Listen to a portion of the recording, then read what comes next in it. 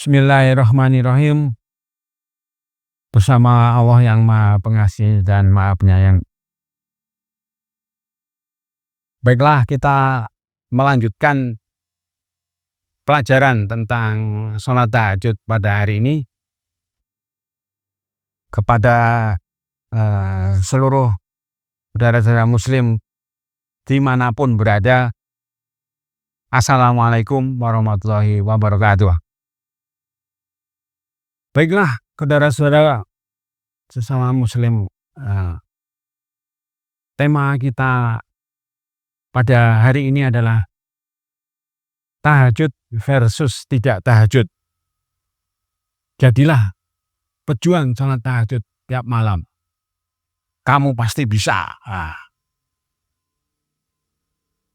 Salam tahajud. Baiklah, alhamdulillah kita semakin banyak yang subscriber, semakin banyak yang menonton, dan semakin banyak yang memberikan komentarnya. Bahkan ada salah satu bapak-bapak yang mengatakan, terima kasih sekali, saya termotivasi dengan video-video sholat tahajud yang Bapak unggah di YouTube gitu. Kata beliau, tadinya saya nggak pernah tahajud, tapi setelah mengikuti beberapa video dari Bapak, saya jadi termotivasi. Wah, alhamdulillah. Nah, itu salah satu netizen yang memberikan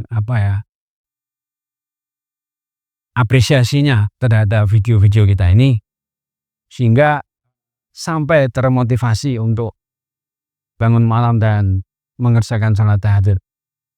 Nah, itu sebenarnya merupakan visi kita ya, Hakatindo itu, Himpunan Keluarga Tahajud Indonesia, memotivasi orang-orang yang beriman, orang-orang muslim untuk melangkah lebih lanjut.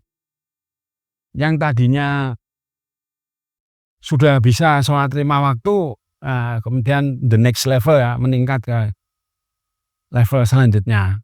Nah, itu terima kasih sekali, banyak sahabat-sahabat saya, rekan-rekan saya, kenalan-kenalan saya yang sudah mulai menyadari bahwa sholat tahajud itu ternyata menjadi kebutuhan. Nah, kemudian saya pernah bertemu orang juga, ternyata bapak tersebut itu pelaku sholat tahajud juga. Bahkan beliau mengatakan, saya itu dulu kalau sholat tahajud itu karena saya mempunyai kebutuhan, mempunyai keinginan, mempunyai permohonan kepada Allah, makanya saya bangun dan mengerjakan tahajud. Tapi sekarang saya punya pendapat, beliau punya pendapat yang bagus juga ya. Ada kebutuhan atau tidak ada kebutuhan, yang saya minta kepada Allah itu saya tetap bangun malam dan sholat tahajud. Nah, menurut pendapat saya, menurut pendapat kami ya, kalau kita cermati betul, sholat itu kan artinya kan berdoa. Ya, tentu berdoa itu banyak sekali yang kita minta kepada Allah. Bisa dibaca itu buku-buku tentang sholat, makna-maknanya, bacaan-bacaan di dalam sholat yang kita baca.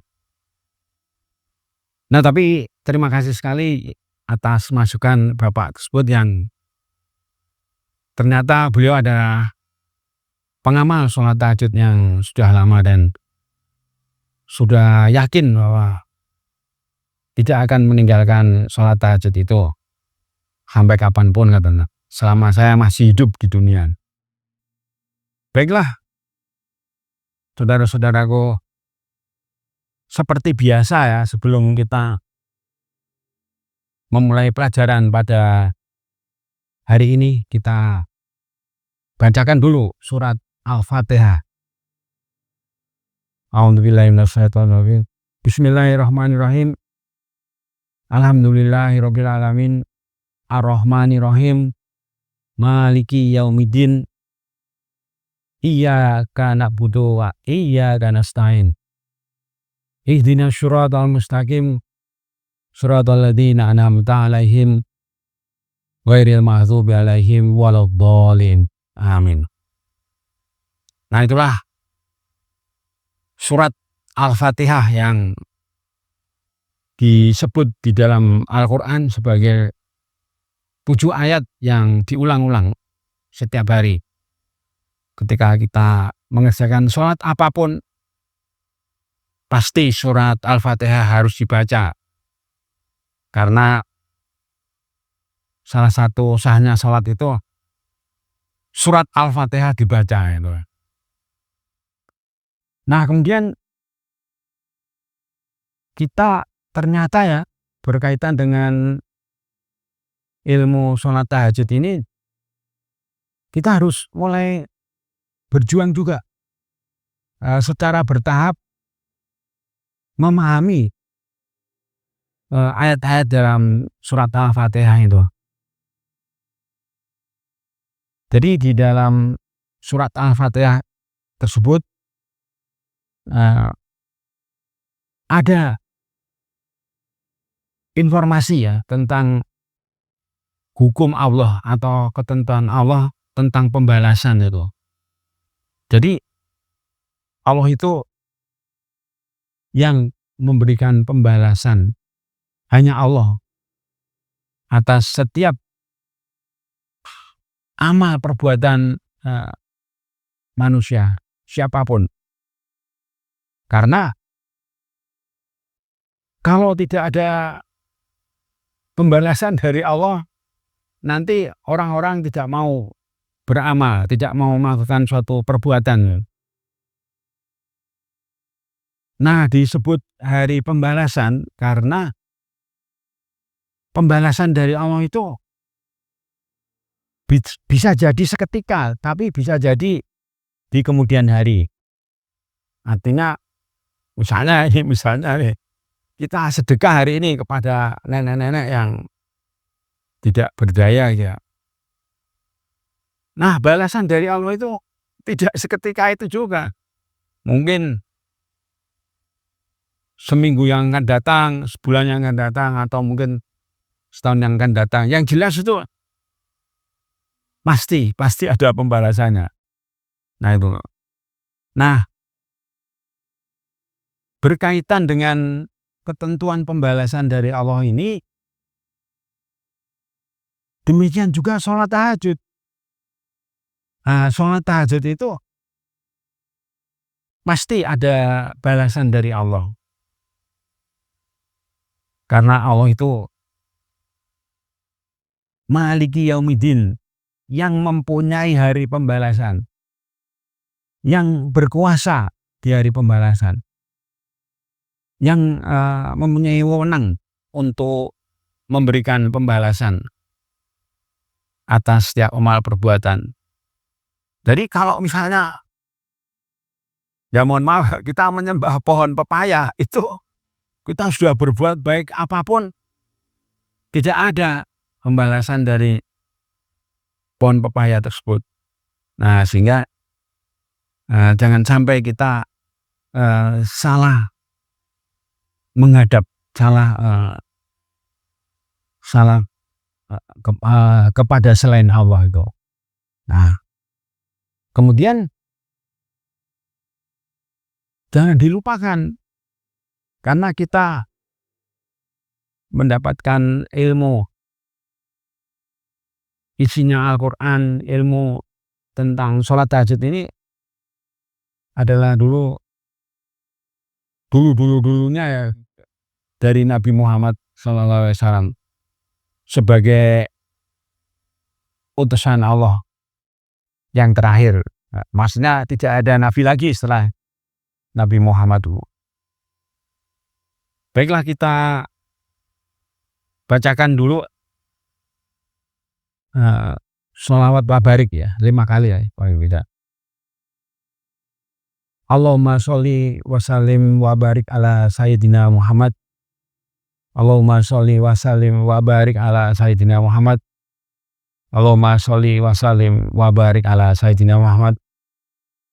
Allahumma sholli wa sallim wa barik ala sayyidina Muhammad. Allahumma sholli wa sallim wa barik ala sayyidina Muhammad. Baiklah saudara-saudaraku sekalian, kita lanjutkan. Di dalam kitab suci Al-Quran, yaitu kitab sucinya orang-orang Islam, orang-orang yang beriman itu, ternyata isinya itu ada 2 itu intisarinya. Berisi pelajaran-pelajaran tentang bagaimana seseorang itu hidup di dunia itu melakukan perbuatan. Ya. Yang kedua, berisi peringatan. Jadi Al-Quran itu tidak hanya memberi pelajaran kepada semua manusia di seluruh dunia ini, tetapi juga memberikan peringatan. Maksudnya apa kok Al-Quran memberikan peringatan? Maksudnya peringatan kepada orang-orang yang tidak mau mengerjakan perintah-perintah Allah. Ya, salah satunya adalah sholat tahajud ini ya, karena jelas tertulis di dalam Al-Quran. Nah, Al-Quran juga sudah memberikan banyak contoh orang-orang yang sudah diberi peringatan oleh Allah tapi tidak mau tahu ya, atau tidak memperhatikan, bahkan menolak. Sudah tahu tapi menolak itu, maka kemudian Allah akan memberikan hukuman kepada orang-orang tersebut. Banyak contoh-contohnya di dalam Al-Quran yang bagaimana suatu kaum ya yang menentang pelajaran-pelajaran dari Allah melalui para utusannya, kemudian diberikan hukuman oleh Allah. Itulah sebabnya ketika kita membaca surat Al-Fatihah itu kita menyatakan ihdinas syiratal mustaqim. Ya Allah, pimpinlah kami supaya kami itu hidup dengan cara-cara yang benar. Ya Allah, bimbinglah kami supaya kami ini hidup dengan cara-cara yang baik menurut ketentuan-ketentuan Allah. Nah itu. Jadi kenapa kok kita minta dibimbing oleh Allah? Kenapa kita minta dibimbing oleh Allah setiap hari? Ya, kalau sholat 5 waktu kan berarti 17 kali ya. Kalau tambah sholat tahajud bisa puluhan kali kita minta sama Allah dibimbing ya. Jadi nggak mungkin kita tidak minta sama Allah, itu tidak mungkin, karena banyak buktinya ya. Orang-orang itu sebagian besar orang hidup di dunia ini semaunya sendiri, membuat aturan sendiri, membuat acara sendiri gitu. Nah, padahal Allah sudah memberikan banyak petunjuk di dalam Al-Quran itu. Nah, namanya manusia ya ternyata ya perlu setiap hari dibimbing. Jangan sampai kita salah melangkah. Jangan sampai kita itu hidup dengan cara-cara yang tidak benar. Nah, itu kata kuncinya itu di sana. Kenapa? Karena konsekuensinya kalau kita hidup dengan cara-cara yang tidak benar, nah itu tentu di kemudian hari itu istilahnya di kemudian hari itu entah besoknya lagi, bulan depan atau tahun depan dan seterusnya itu kita akan dihukum oleh Allah. Itu bahasa Al-Qur'annya itu dihukum oleh Allah. Bahasa awamnya apa? Disiksa oleh Allah. Nah itu. Jadi salah satu hadis itu menyebutkan silakan kamu bebas berbuat apa saja. Tetapi ingat bahwa suatu saat hari pembalasan itu akan datang kepada kamu. Nah, hari pembalasan itu maksudnya adalah hari pada saat amal perbuatan seseorang yang tidak baik tersebut diberi hukuman oleh Allah. Ya kan? Nah, kalau manusia kita hidup bermasyarakat itu, kalau sampai kita melakukan perbuatan yang melanggar hukumnya negara kita kan, maka tentu kita akan dihukum dalam tanda petik dimasukkan ke dalam penjara gitu ya kan. Nah itu hukuman oleh manusia itu ya. Kemudian berkaitan dengan pelajaran ya kan? Atau mungkin kita sering mendengar itu dengan istilah lain ajaran ya. Nah, pelajaran tentang sholat tahajud ini ternyata banyak sekali di dalam kitab suci Al-Qur'an. Ya kan? Dimulai dari mengapa harus mengerjakan sholat tahajud. Jadi kalau sholat tahajud itu satu paket dengan bangun malam. Nah, kemudian banyak sekali ayat-ayat yang berkaitan dengan sholat tahajud ini. Nah, nanti kita bahas satu persatu ya ayat-ayatnya. Karena ada bukunya itu. Bukunya luar biasa. Ayat-ayat Al-Qur'an tentang sholat tahajud itu saya baca sangat lengkap, sangat membantu orang-orang yang terus berjuang memahami sholat tahajud ini. Nah, baiklah saudaraku, kita lihat di buku teksnya itu sholat tahajud itu perintah Allah yang tertulis di dalam kitab suci Al-Qur'an. Kita sebagai manusia yang diciptakan Allah tentu saja harus taat dan patuh melaksanakan perintah sholat tahajud tersebut. Itulah sebabnya kita wajib melaksanakan perintah Allah untuk mendirikan sholat tahajud di setiap waktu malam hari. Nah, jadi sholat tahajud ini tidak mengenal hari libur ini. Tidak. Ada sebuah pesantren yang sangat baik sekali itu. Itu mau bulan misalnya bulan Ramadan ya. Sudah sholat tarawih malamnya tetap tahajud, itu luar biasa itu. Dan yang saya salut itu membangunkan masyarakat di sekitarnya. Masyarakat di sekitarnya dibangunkan. Dibacakan ayat wa minal laili. Nah itu kan di sebagian besar waktu malam hari tahajudlah, dirikanlah sholat tahajud sebagai sholat kemuliaan. Pasti Allah Tuhan kamu akan mengangkat derajat kamu menjadi orang yang mulia, menjadi orang yang terpuji. Nah itu tujuan akhirnya itu Allah menghendaki ya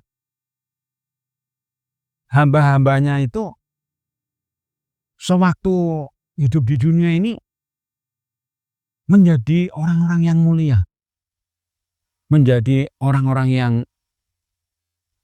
terpuji. Misalnya kemarin kita melihat di YouTube itu ya kan, ada berita seseorang ditangkap karena mencuri itu. Nah, kemudian diborgol oleh polisi dan dimasukkan penjara. Nah, itu jelas itu contoh bukan orang yang mulia ya kan. Ya kan kalau orang mulia kan pasti tidak mau mencuri ya. Pasti tidak mau dipenjara ya. Meskipun 1 detik ya. Nah itu, ini contoh sederhananya itu seperti itu. Nah kemudian jelas ya tujuan akhir orang mengerjakan sholat tahajud itu karena mempunyai cita-cita menjadi orang yang mulia. Makanya ada tetangga saya itu namanya Pak Mulya itu. Itu dia buka bengkel, makanya bengkel Mulya gitu. Wah, seru gitu. Bagus juga ini orang ini ya kan. Namanya Mulya gitu. Nah, jadi hidup di dunia ini tidak sekedar kita hidup, gitu, tetapi mempunyai cita-cita yang paling tinggi, yaitu menjadi orang yang mulia. Nah, kemudian itu yang pertama ya. Jadi prinsip yang pertama bahwa sholat tahajud itu adalah perintah Allah. Itu. Yang namanya perintah ya. Nah, kita sebagai hamba Allah, nah tentu punya kewajiban untuk mengerjakan itu satu. Itu ya satu ya pertama ya. Nah yang kedua itu tidak ada hari libur untuk mendirikan sholat tahajud. Jika kita masih hidup di dunia ini dan bertemu waktu malam hari, maka di saat itulah kita harus bangun dari tidur kita di malam hari dan mendirikan sholat tahajud yang lama. Nah ini ada prinsip yang harus kita pegang lagi, bahwa mendirikan sholat tahajud itu tidak mengenal hari libur. Yang saya contoh tadi di pesantren dekat rumah saya, meskipun hari raya Idul Fitri ya, malamnya tetap sholat tahajud itu. Meskipun hari raya Idul Adha, malamnya tetap sholat tahajud. Meskipun di bulan Ramadan itu kan sholat taraweh ya. Sholat taraweh itu ternyata malamnya ada petugas dari pondok pesantren tersebut yang membangunkan. Bahkan tidak hanya membangunkan warga pondok pesantren itu, tetapi juga masyarakat di sekitarnya. Nah, bahkan di tempat yang lain itu malah ada azan dulu. Di tengah-tengah malam ada azan itu. Nah, di sebelah rumah saya juga ada Pak Andi yang jam 2 itu azan dulu Pak Andi. As-sholatu khairum minan naum gitu kan. As-sholatu khairum minan naum. sholat itu jauh lebih baik daripada tidur. Nah, nanti pas adzan subuh nggak pakai sholat lagi. Itu saya tanya ke Pak Ustadznya itu, "Loh, kan tadi sudah pada bangun orang-orang," katanya. Wah, itu ya saya ikut aja lah, kalau ya tidak perlu berdebat lah ya dengan Pak Ustadz ya. Karena niatnya beliau baik, kan sudah pada bangun. Nah, di masjidnya beliau itu memang setelah sholat tahajud itu tidak tidur lagi, nunggu subuh sekalian. Nah itu. Jadi sholatu khairun minan naum. Nah, pada suatu saat akhirnya kami tidak mendengar adzan itu lagi, Pak Andi, Pak Yosef. Ternyata beliau meninggal dunia loh. Belum ada penggantinya. Masya Allah. Itu menurut saya luar biasa. Maksudnya luar biasa itu begini. Beliau dibela-belain ya keluar rumah, terus ke masjid. Terus adzan di situ. Nah, terakhirnya dia bilang gini, "Thank you," gitu. Terima kasih gitu. Nah, ini luar biasa, pengalaman nyata ya. Nah, kemudian kalau kita bertemu waktu malam hari, nah itu ada orang yang menasihati saya tuh, "Pak Haji," katanya, "kalau bertemu waktu malam hari sebelum tidur, kita harus memohon kepada Allah supaya nanti kita dibangunkan." Nah, dibangunkan di waktu malam itu. Nah, itu juga apa ya, saya dapat pelajaran yang bagus dari beliau nih. Nah, sehingga tiba-tiba kita dibangunkan.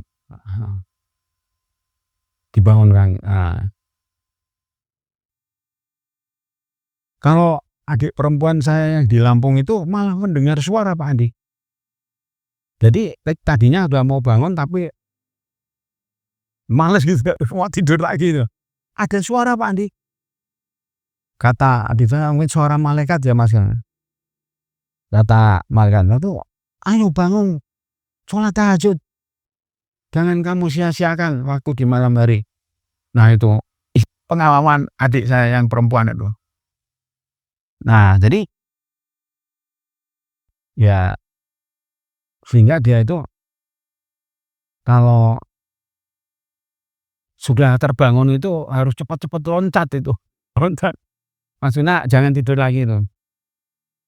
Karena kalau sampai kita terbangun terus tidur lagi, nanti bablas kita nggak bangun-bangun lagi. Karena merasa, "Oh, malam masih lama, masih panjang." Nah, itu. Jadi bisa bangun di waktu malam hari, itu saja sudah merupakan anugerah yang luar biasa dari Allah. Makanya ada yang mengatakan, "Bersyukurlah kamu juga bisa bangun di malam hari." Wah, benar juga ya, karena perjuangan paling berat kita itu yaitu bangun di malam hari, Bro. Bangun dulu ya. Nah, itu luar biasa itu. Nah, kemudian mengapa perintah Allah untuk mendirikan sholat tahajud itu ditentukan waktunya di setiap waktu malam hari dan di saat sedang enak-enaknya tidur. Sedang enak-enaknya tidur. Nah, dan sesungguhnya perintah Allah tersebut ya merupakan sebuah ujian yang sangat berat bagi orang-orang yang sudah menyatakan diri sebagai orang yang beriman. Nah, di satu sisi memang kalau mau hitung-hitungan memang berat ya sholat tahajud itu. Karena meninggalkan tempat tidurnya ya, meninggalkan kenikmatan sedang enak-enaknya tidur nih. Nah, tetapi kita jangan lupa juga hadiah dari Allah. Hadiah dari Allah untuk orang yang berhasil mengerjakan sholat tahajud itu juga berat sekali, maksudnya berat sekali itu besar sekali hadiahnya. Nah, ada orang yang punya pendapat begini, Pak Andi, Pak, ya. "Loh, kamu beribadah kok hitung-hitungan," gitu ya kan. Dibilangnya gitu, "Kamu beribadah kok pakai hitung-hitungan," gitu. Loh, ya itu udah pemberitahuan dari Allah, udah informasi dari Allah bahwa hadiah yang akan diberikan oleh Allah kepada pelaku sholat tahajud itu sangat besar sekali. Nah itu, jadi ya bukan terus kita mengingkari ketentuan Allah itu sendiri kan. Karena Allah memang sudah membuat ketentuan bahwa di malam hari waktunya kamu sholat tahajud itu kan. Nah itu, jadi di waktu malam hari waktunya kamu sholat tahajud kata Allah. Nah itu, karena aku akan memberikan hadiah yang luar biasa, yaitu menjadikan kamu orang yang mulia, menjadikan kamu orang yang terpuji. Nah nanti bisa dibandingkan bagaimana perjuangan orang-orang yang malam-malam tahajud itu. Nah kemudian prinsip yang keempat di sini ditulis, siapa saja yang lulus ujian tersebut, maka orang tersebut diberi hak untuk memasuki surga. Nah ini prinsip yang luar biasa. Maksudnya apa? Ujian yang paling berat bagi orang yang beriman itu bangun dari tidurnya di waktu malam. Ya kan? Supaya tahap berikutnya itu langkah selanjutnya bisa mengerjakan sholat tahajud. Kalau sholat-sholat yang lain tantangannya itu tidak seberat sholat tahajud. Itu beda. Ya ini fakta ya. Kalau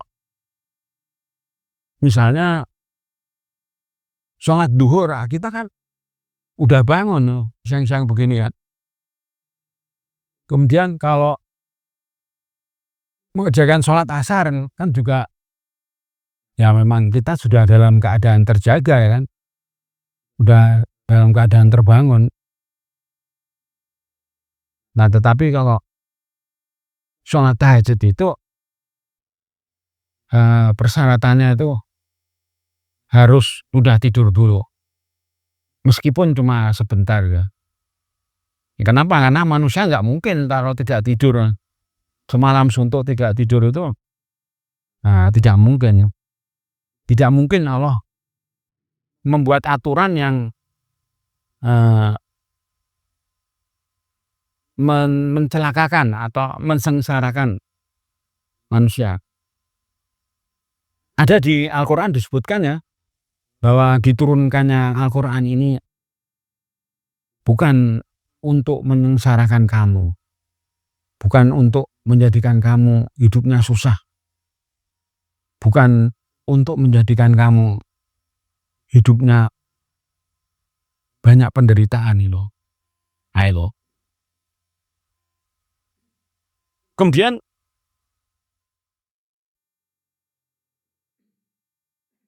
pengertian surga itu ya, pengertian surga di sini adalah kehidupan yang enak.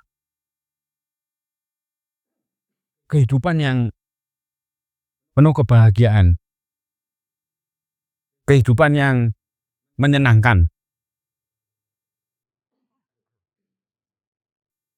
Nah itu ya dimaksud surga di situ. Siapa saja yang tidak diberi kekuasaan oleh Allah untuk memasuki surga dan hidup di surga, maka orang tersebut adalah orang-orang yang telah gagal hidupnya. Orang-orang yang mengalami kerugian sangat besar sekali menjadi tidak sukses hidupnya. Saudara-saudaraku semuanya, coba kita cermati kata-kata tersebut ya. Jadi orang yang bangun malam, orang yang mau bersusah payah mengerjakan sholat tahajud itu, dalam bahasa agama ya, orang yang sedang berjalan pelan-pelan memasuki kehidupan yang enak, kehidupan yang menyenangkan, kehidupan yang penuh kebahagiaan. Makanya ada buku tentang sholat tahajud itu, judulnya itu Hidup Bahagia dengan Sholat Tahajud itu. Nah, saya salut dengan buku itu. Jadi bahasa mudahnya kita mau mengerjakan tahajud itu karena di kemudian hari ya, apakah tahun depan ya kan, apakah tahun depannya lagi, apa tahun depannya lagi, itu kita mempunyai cita-cita pengen hidup enak itu. Nah itu perjuangan kita di sana. Memang banyak orang bertanya ya kan, saya sudah sholat tahajud 40 hari kok nggak ada hasilnya gitu. Wah, itu salah itu. Mohon maaf ya, itu salah besar kalau menilai pendapat itu. Kita bisa bangun malam, bisa mengerjakan sholat tahajud itu sudah merupakan sesuatu yang luar biasa dibandingkan dengan orang yang tidak tahajud. Nah itu, jadi ada bandingannya, ya kan? Ada bandingannya antara yang tahajud dengan yang tidak tahajud.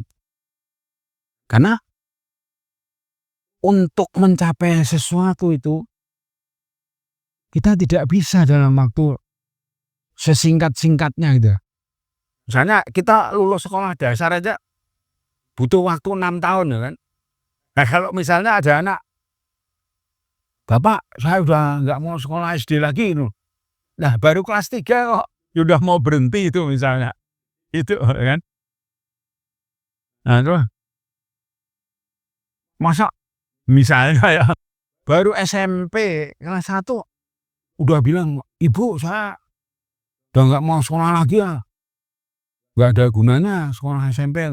Loh, kamu baru sekolah 1 tahun kok malah mau berhenti.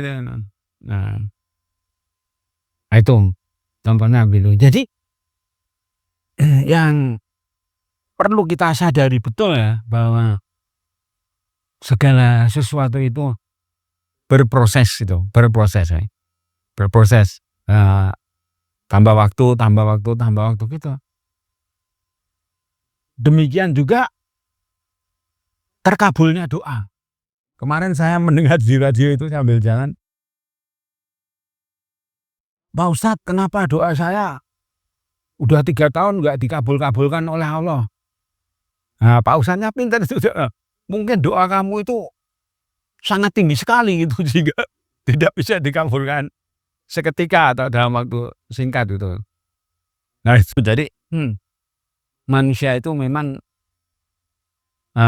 mempunyai sifat tergesa-gesa itu. Tapi yakinlah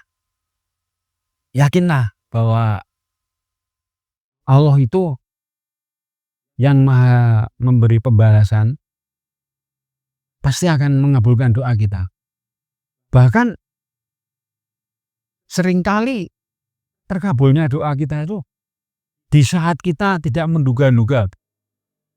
Pada saat kita tidak menduga-duga, dikabulkan oleh Allah ya. Nah itu. Jadi, yang penting kita yakin ya bahwa apa yang sudah kita kerjakan itu tidak ada yang sia-sia. Tidak ada yang sia-sia. Di dalam Al-Quran juga disebutkan, sekecil apapun amal perbuatan kamu, itu pasti kamu akan menerima pembalasannya. Itu. Nah itu jadi keyakinan bahwa Allah itu Maha segala-galanya dan tidak pernah menyia-nyiakan doanya orang-orang yang memanjatkan doa. Makanya ada informasi ya bahwa bukti bahwa sholat itu doa yang terbaiknya.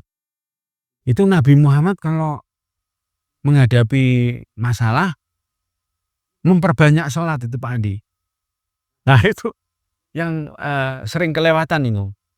Kita malah nyari-nyari doa apa gitu ya. Misalnya ini harus dibaca 1000 kali gitu.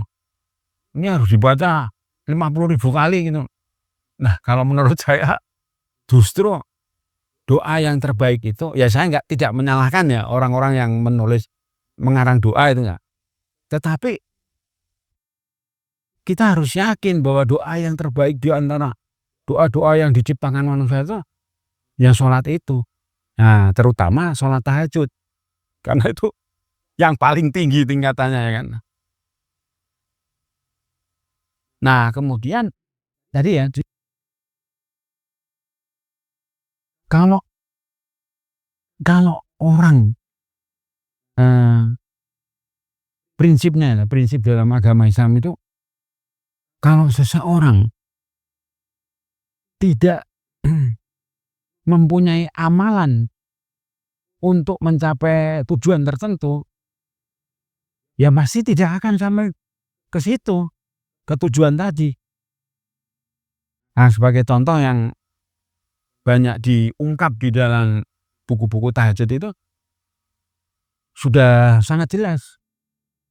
Tujuan orang mengerjakan sholat tahajud adalah untuk mencapai makom mahmudah atau kedudukan yang mulia, kedudukan yang tinggi derajatnya di mata Allah ya, di mata Allah.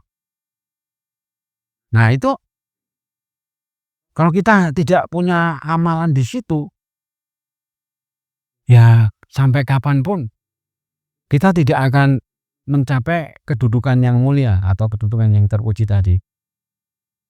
Nah terus kemudian ada ayat di dalam Al-Quran,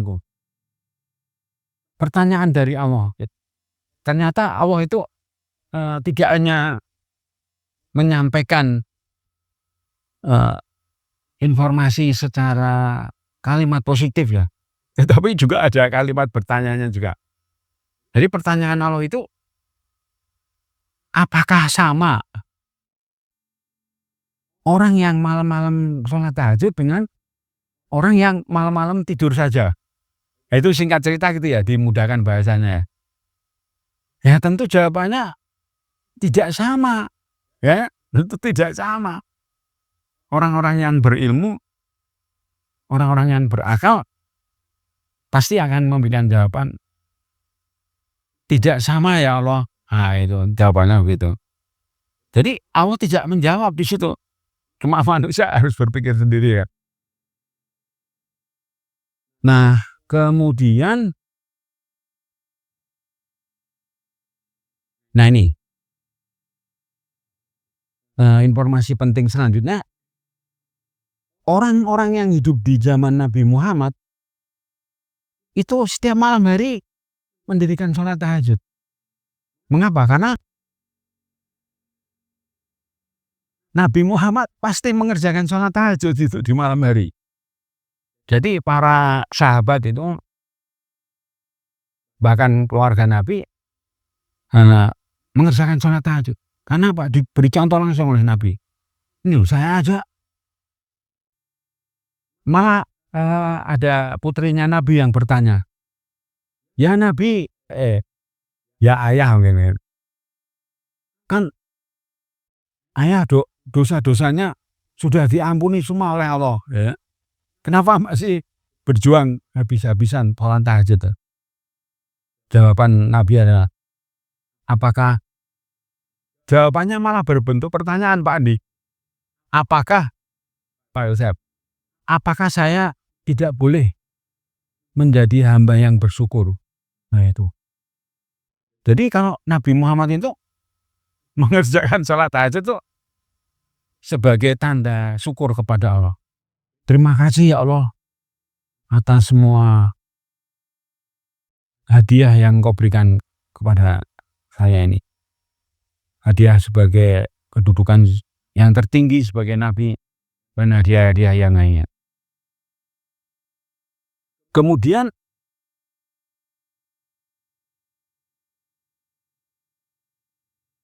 disebutkan ya, kita-kita yang hidup di zaman sekarang ini harus mengikuti jejak orang-orang tersebut supaya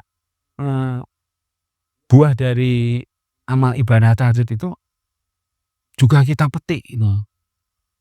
Ibaratnya menanam pohon, ya, kita pengen memetik buah durian, ya kita harus menanamnya pohon durian, bukan menanam pohon pisang kan. Kalau menanam pohon pisang ditunggu-tunggu loh keluarnya pisang ya kan. Nah itu. Jadi ketentuan Allah itu tetap itu.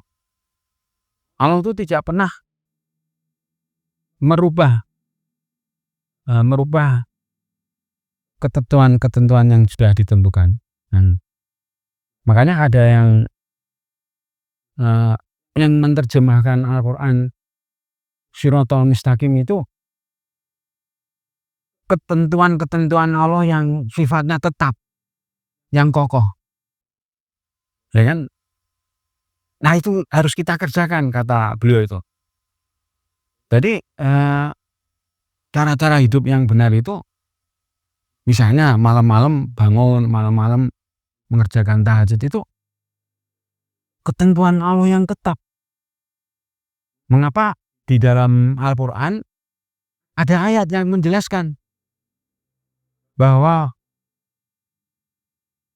orang-orang soleh sebelum kamu itu mengerjakan sholat tahajud. Nah, itu. Jadi yang diperintahkan Allah untuk mengerjakan sholat tahajud itu bukan orang-orang sekarang saja. Orang-orang sebelum kita tuh, mereka itu orang-orang soleh yang selalu bangun malam dan mengerjakan sholat tahajud.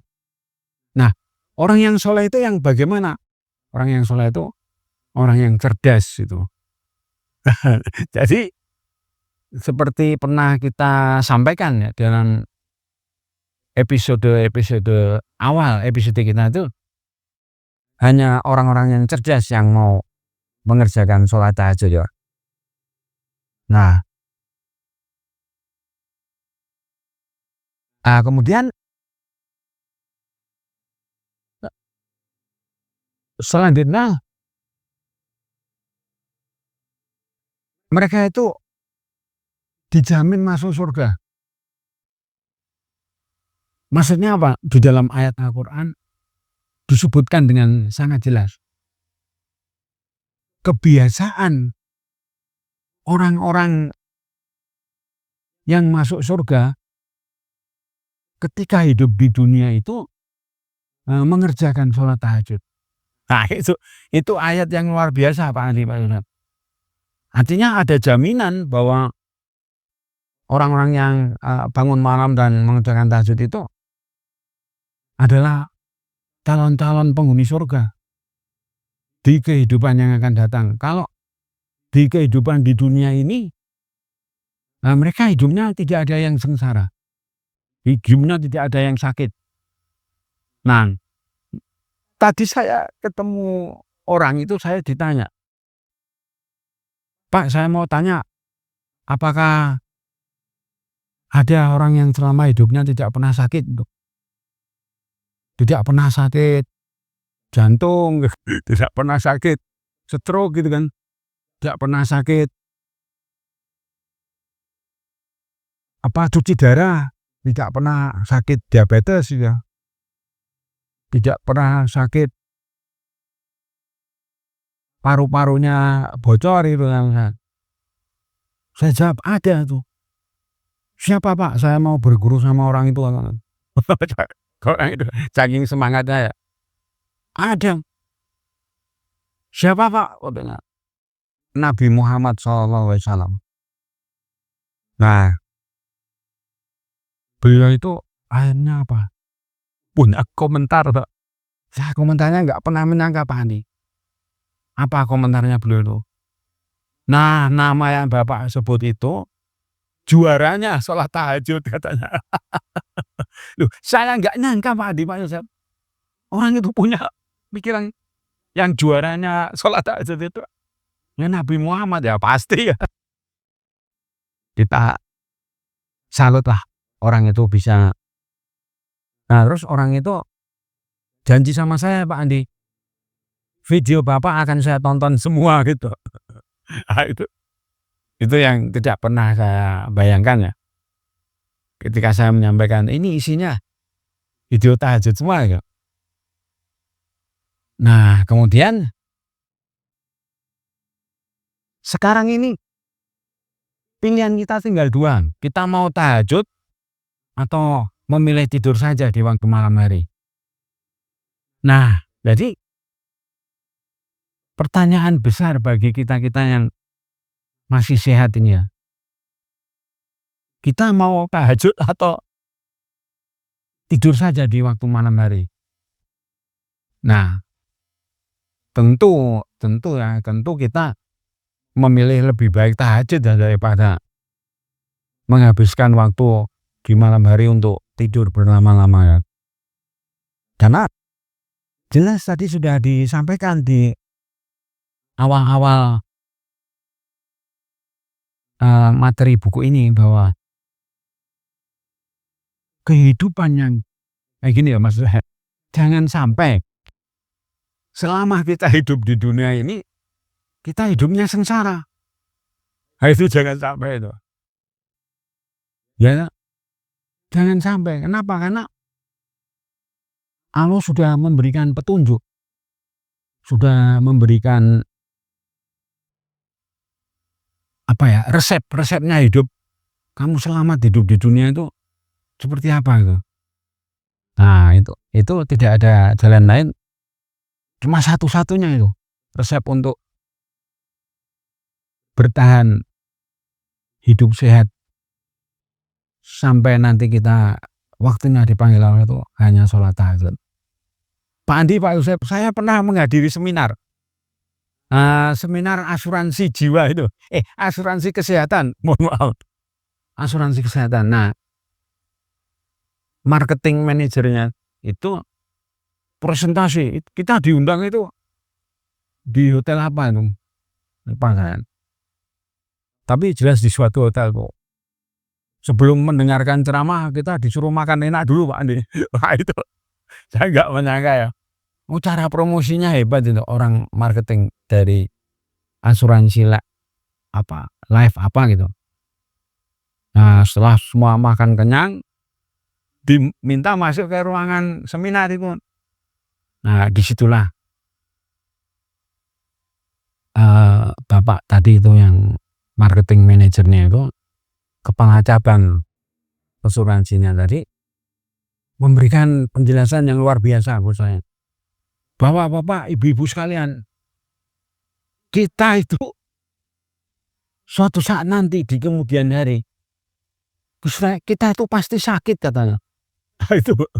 Nah, kalau kita nanti sakit perlu biaya yang sangat besar itu. Siapa yang akan bayarin kita? Gitu.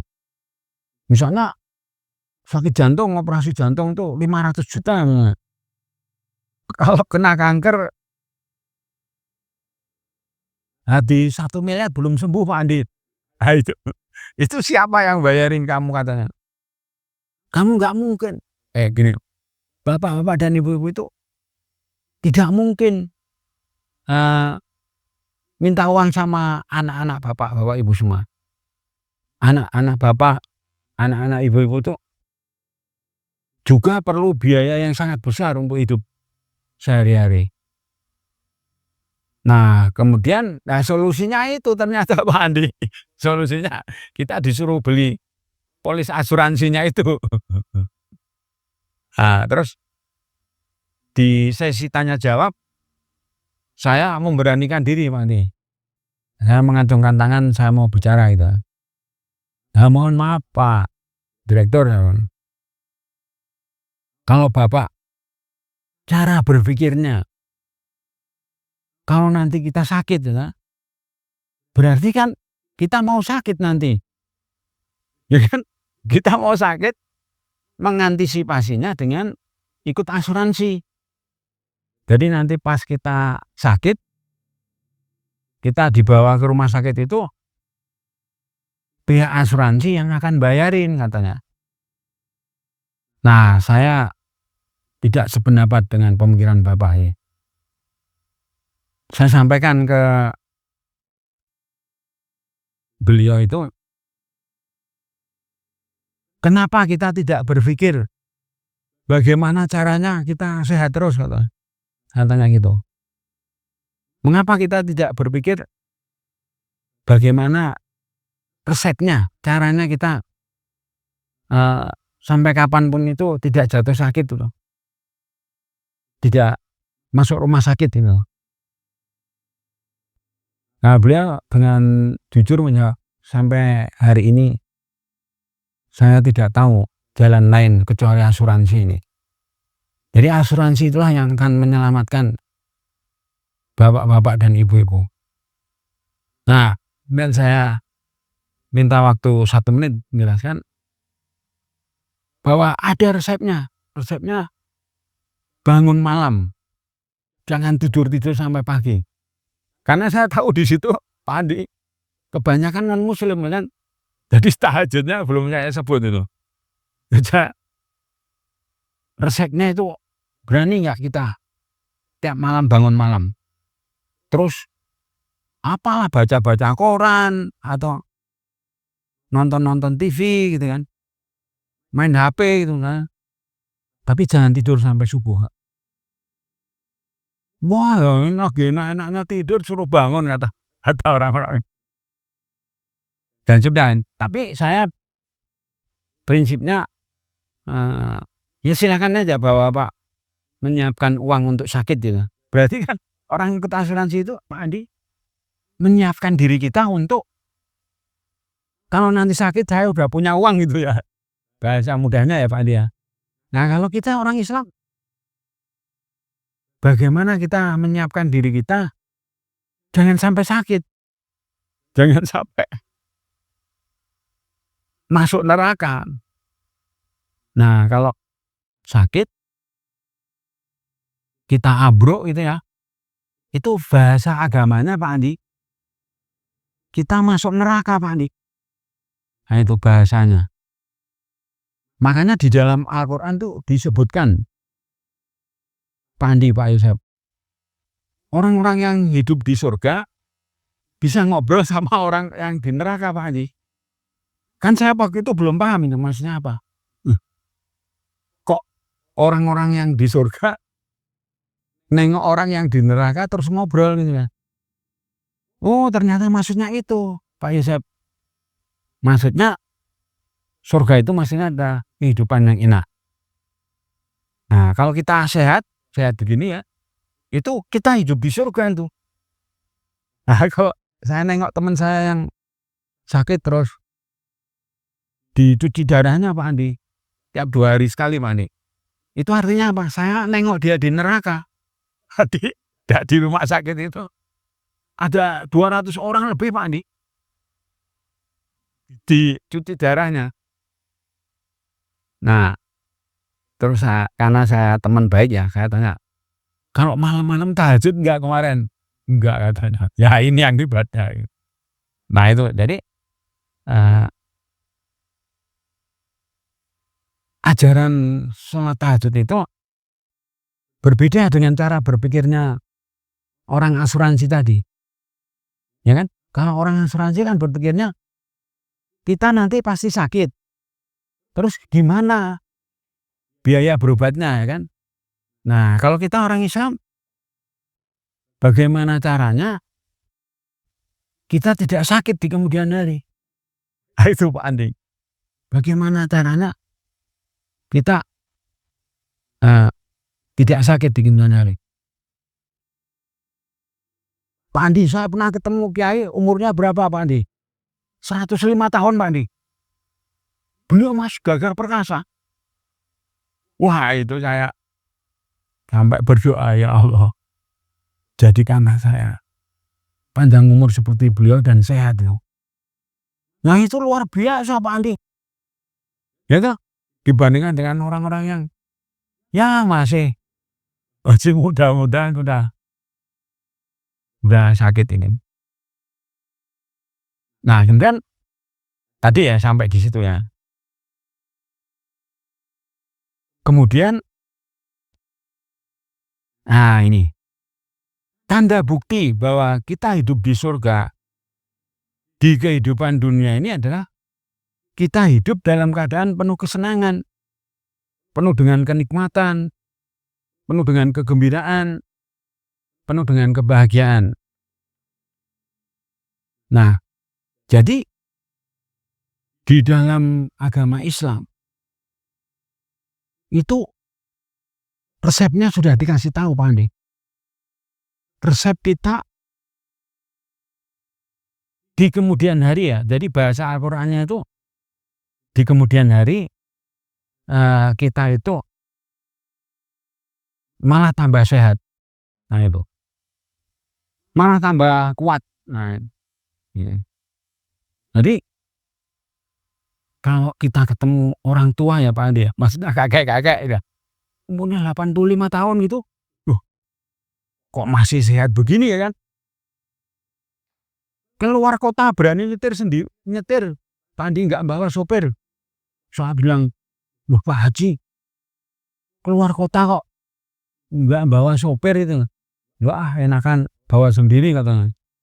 Nah itu kan punya kekuatan yang luar biasa ya Kak. Bahasa orang sekarang kan sakti ya Pak Andi ya. Itu umur 85 tahun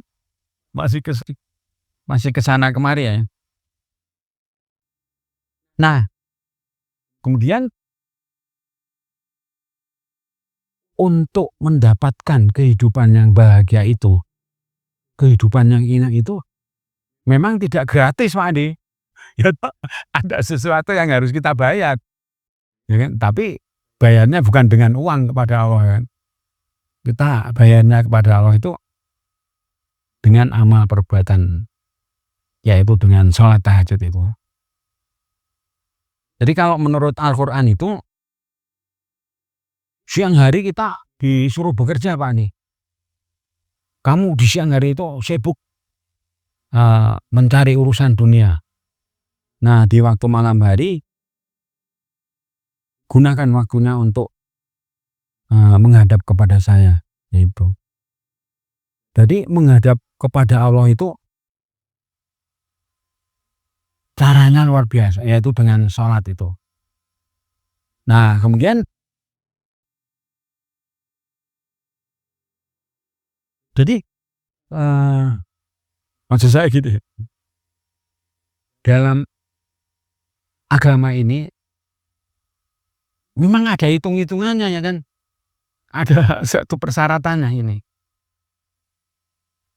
Jadi kalau ada yang mengatakan, wah kalau kita sholat tahajud itu jangan berharap apa-apa sama Allah.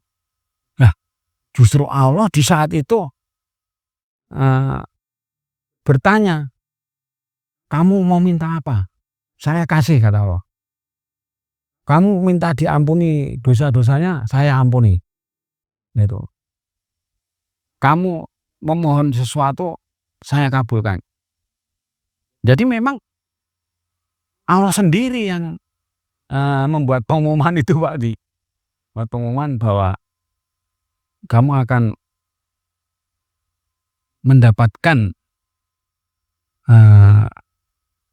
banyak sekali hadiah dari Allah nih.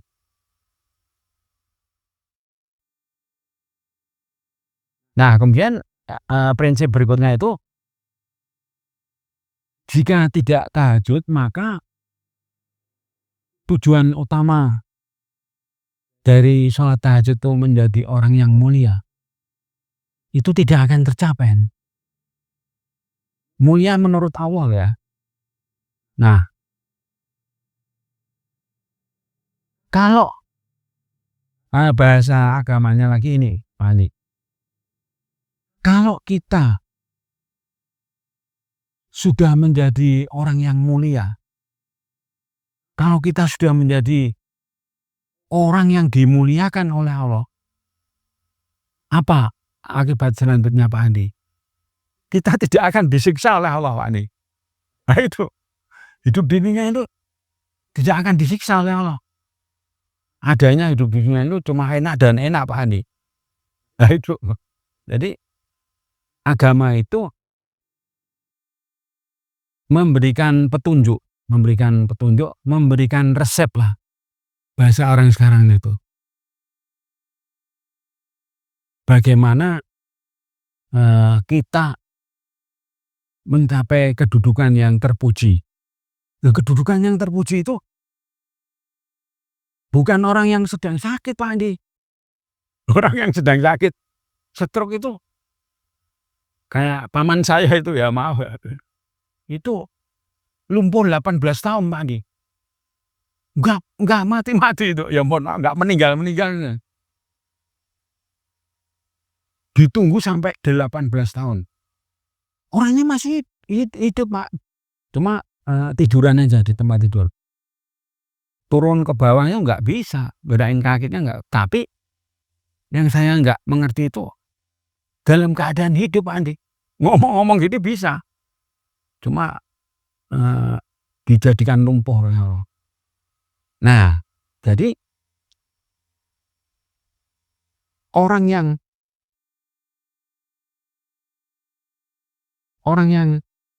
maksudnya gini loh, orang hidup di dunia ini tidak sekedar makan, minum, bersenang-senang Pak Andi, ya kan? Nah, orang harus berpikir jauh ke depan. Nanti kira-kira 10 tahun yang akan datang, 15 tahun yang akan datang, 15 tahun yang akan datang itu,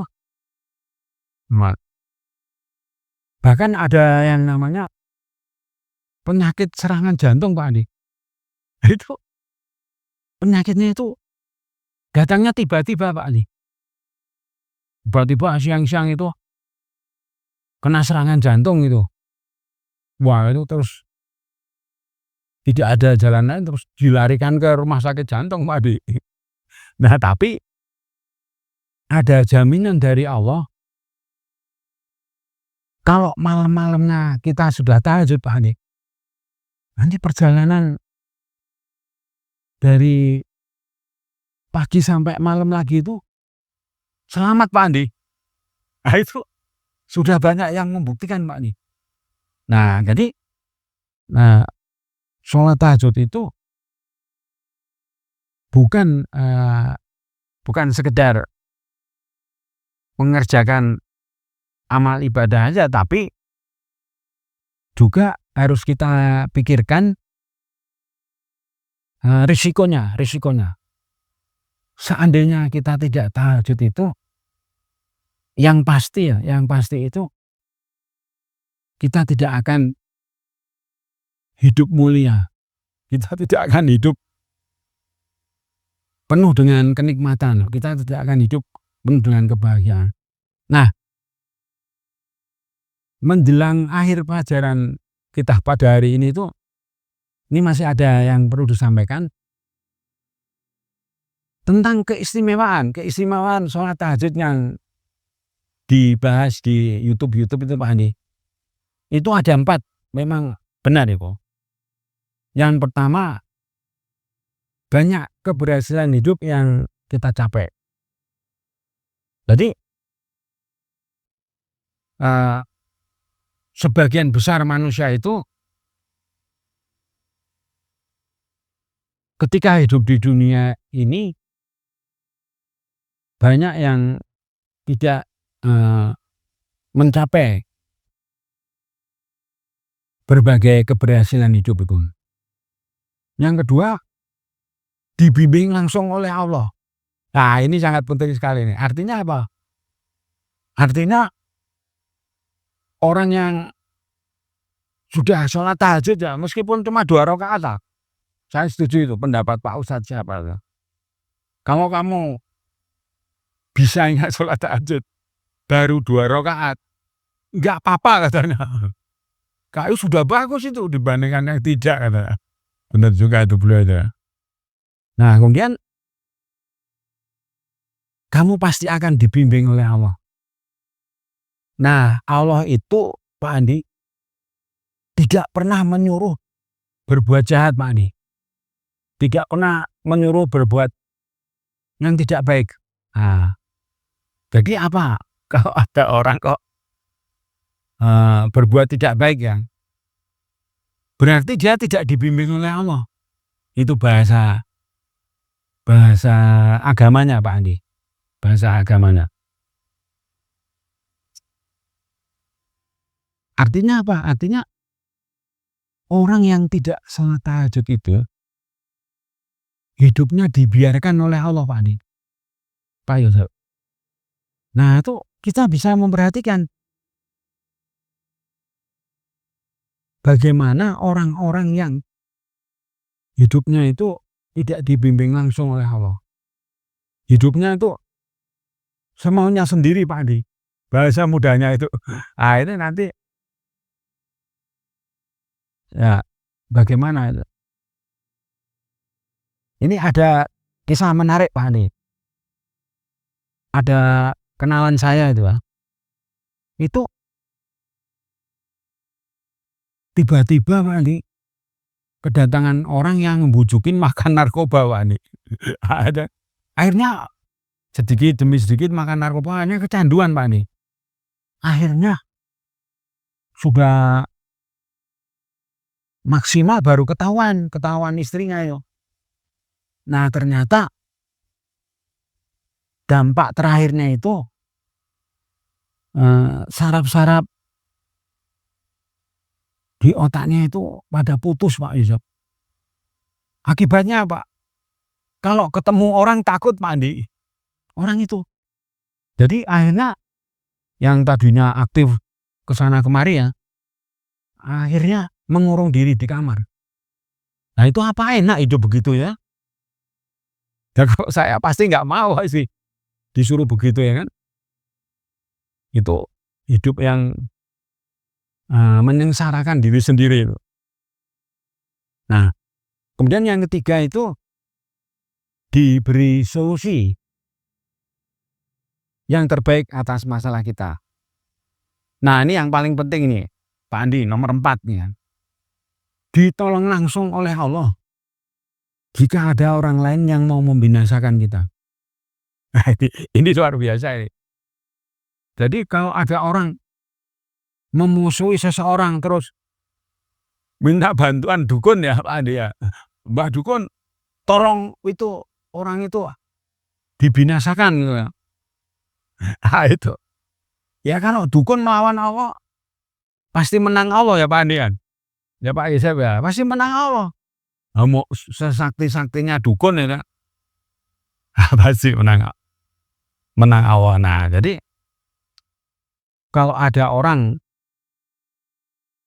punya niat, punya cita-cita mau membinasakan orang lain, itu malah binasa sendiri Pak Yusuf.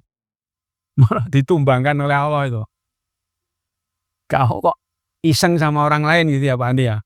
Nah, jadi kalau kita sudah tahajud itu, benar kata Pak Kiai saya itu, kamu jangan takut dengan makhluk-makhluknya Allah. Kayaknya mau jin, mau setan, mau iblis itu kalau kamu dilindungi Allah, Tidak ada yang bisa menumbangkan kamu. Tidak ada yang bisa mencelakakan kamu. Baiklah, kita tutup dengan doa ya. Terakhir kita berdoa ya. Alhamdulillah, pelajaran tahajud kita pada hari ini bisa kita selesaikan dengan baik. Kita akan tutup dengan berdoa. Tapi sebelum kita panjatkan doa, barangkali atau siapa tahu lah, ada saudara-saudara kita di mana gitu, selama masih di Indonesia ya, mau mengadakan pengajian tentang sholat tahajud. Ini tim kita itu siap datang gitu. Nah, untuk komunikasinya ditulis di komentar ya, nanti kita akan hubungi balik ya. Seandainya ada gitu ya. Kalau misalnya dari Sulawesi, dari Makassar mau mengadakan pengajian tahajud itu bersama Hakatindo ini, himpunan keluarga Dasar, insya Allah tim kita siap berangkat ke sana. Nah, komunikasinya atau mengajukan permohonannya diketik di komen ya Pak Andi ya. Pak Yose, di komen itu nanti nomor HP-nya berapa, bisa kita hubungi balik lah ya. Baiklah. Nah, kita tutup dengan doa ya. Ya Allah, terima kasih sekali sampai hari ini, sampai detik ini kami ini masih diberi kekuatan lahir dan batin ya, untuk bisa menyampaikan ilmu tentang sholat tahajud ini. Insya Allah dengan niat baik kami mau menghidup-hidupkan ilmu tentang sholat tahajud ini ya Allah, supaya semakin banyak orang yang termotivasi mau mengerjakan sholat tahajud. Ya Allah, bukakanlah pintu-pintu kehidupan yang penuh kenikmatan, penuh kesenangan, penuh kebahagiaan, penuh keselamatan di dunia ini kepada kami-kami yang sudah berusaha, sudah bertekad bersungguh-sungguh mau taat dan patuh kepada perintah Engkau ya Allah, perintah sholat tahajud ini. Ya Allah, mohon Engkau berkenan menerima permohonan-permohonan kami ini. Ya Allah, kami sangat yakin janji-janji-Mu di dalam Al-Quran berkaitan dengan sholat tahajud itu pasti benar, pasti akan Engkau tunaikan, pasti akan Engkau tunaikan. Tidak mungkin ya Allah Engkau mengingkari janji-janji yang sudah Engkau sampaikan di dalam Al-Quran. Ya Allah, mohon Engkau berkenan menerima dan mengabulkan semua doa-doa yang sudah pernah kami sampaikan. Ya Allah, janganlah Engkau menghukum kami seandainya kami lalai, seandainya kami lupa, seandainya kami tidak sengaja. Ya Allah, teruslah bimbing kami ini ya Allah, jangan sampai kami meninggalkan ajaran sholat tahajud ini. Baiklah, kita tutup dengan mengucapkan Alhamdulillahirabbil alamin. Assalamualaikum warahmatullahi wabarakatuh. Salam tahajud.